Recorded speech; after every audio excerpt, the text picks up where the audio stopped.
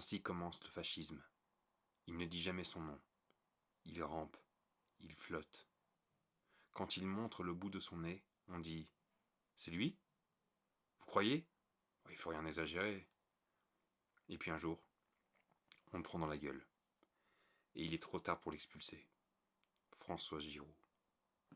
Je me présente, je m'appelle Anthony Boucicaut, je suis comédien et je vais lire le premier chapitre de Résister de Salomé Saké.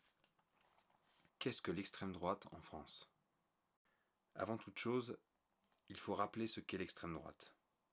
Les définitions varient, mais voici les critères que je propose pour la définir en me basant sur les travaux de plusieurs chercheurs spécialistes du sujet.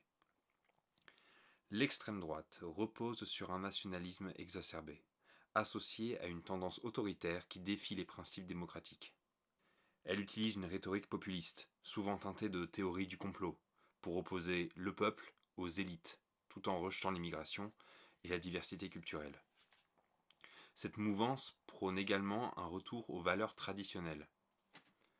En France, il existe plusieurs courants, qui vont du Rassemblement national, en passant par le parti Reconquête, jusqu'aux groupuscules les plus violents.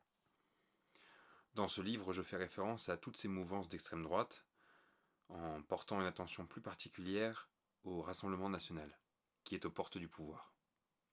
Si ce dernier refuse la bannière extrême, comme quasiment tous les partis d'extrême droite dans l'histoire, rappelons que le Conseil d'État a statué sur la question en mars 2024 en affirmant que le Rassemblement national appartenait bien à l'extrême droite.